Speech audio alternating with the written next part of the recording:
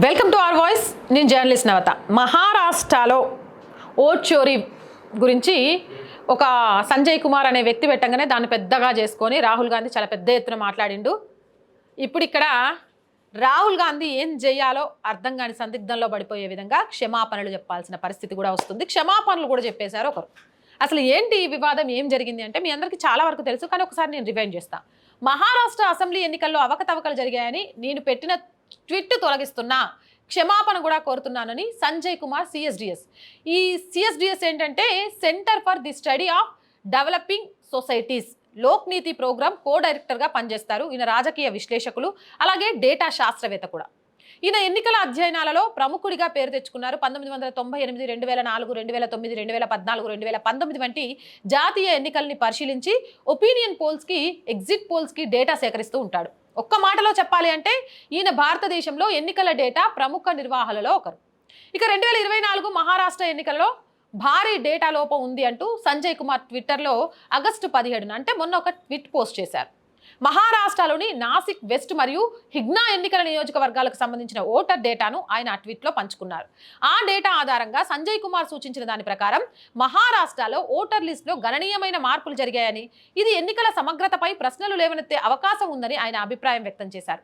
అసలే ఎన్నికల సంఘం మీద తరచూ నోటికి వచ్చిన ఆరోపణలు చేస్తున్న రాహుల్ ముఠాకు ఈ ట్వీట్లో ఉన్న డేటా ఈసీపై దాడి చేయడానికి గొప్ప ఆయుధంగా దొరికింది. మేము ముందు నుంచి చెబుతూనే ఉన్నాం, మహారాష్ట్ర ఎన్నికల్లో కుట్ర జరిగింది అంటూ సోషల్ మీడియాలో, ప్రధాన మీడియాలోను, ప్రెస్ మీట్స్లోనూ ఎన్నికల సంఘాన్ని ఎన్ని విధాలా విమర్శించాలో అన్ని రకాలుగా విమర్శించి కేంద్రం, ఈసీ కుమ్మక్కైపోయాయని తెగ ప్రచారం చేశారు. ఈ డేటా ఆధారంగా ప్రతిపక్షాలు పోస్టర్లు, వీడియోలు మరియు వీడియో ద్వారా ప్రచారము చేశాయి. ఈ డేటాను ఈసీ మరియు కేంద్ర ప్రభుత్వాన్ని దూషించేందుకు బాగా ఉపయోగించారు. అసలు ఈసీ విశ్వాసం కోల్పోయిందని కూడా వాదించారు. ఎన్నికల సంఘం మాత్రం సిఎస్డిఎస్ ఇచ్చిన డేటా తప్పని, దాని ఆధారంగా చేస్తున్న ఆరోపణలు కూడా తప్పు అని ఖండించారు. ఈసీ వివరణ అసలు పట్టించుకోకుండా రాహుల్ ముఠా తమ ఆరోపణలకు భారీ ప్రచారం కల్పించారు. అయితే నిన్న ఉదయం అదే సంజయ్ కుమార్ మరో ట్వీట్ పెట్టారు. ఏమని అంటే, తమ డేటా టీం తయారు చేసిన డేటాలో ఒక వరుసలో తప్పుగా రావడం వల్ల, అది తప్పుగా చదవడం వల్ల నేను చెప్పిన మహారాష్ట్ర ఎన్నికల డేటాలో తప్పు జరిగినట్లు కనిపించింది. అందుకే నేను ముందు ట్వీట్ అలా పెట్టాను.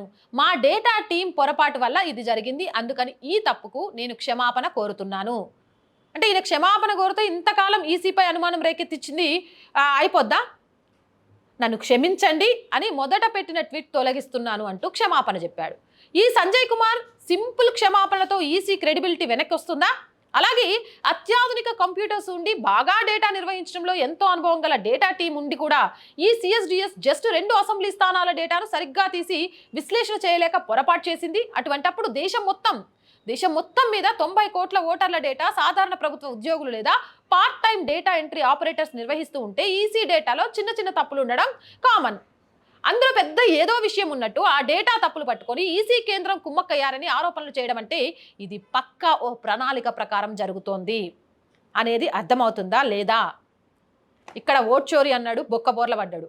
అక్కడ ఓట్లు తీసేసిండ్రు అన్నాడు, అక్కడైతే బురదలోనే పడ్డాడు. అయినా కూడా తన మాటలను ఆపకుండా పదే పదే తాను చేస్తుంది తప్పు అని ఆధారాలతో గూబ గుయ్యమనిపించేలాగా సామాన్య పౌరుడు సైతం చెప్తున్నా ఏం మాత్రం నిస్సిగ్గుగా తన ప్రచారం తాను చేసుకుంటూ పోతూనే ఉన్నాడు రాహుల్ గాంధీ.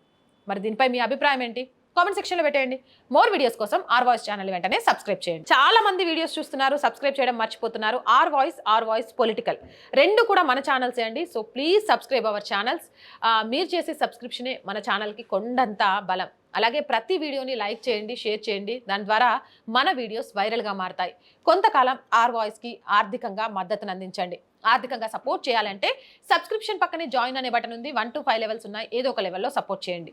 లేదా స్క్రీన్ మీద గూగుల్ పే, ఫోన్పేతో పాటు అకౌంట్ డీటెయిల్స్ కూడా ఇచ్చాము. మీకు తోచిన సహాయాన్ని అందించవచ్చు. వ్యాపార ప్రకటనల కోసం 8328500576 నెంబర్ని సంప్రదించండి. జై హింద్, జై భారత్.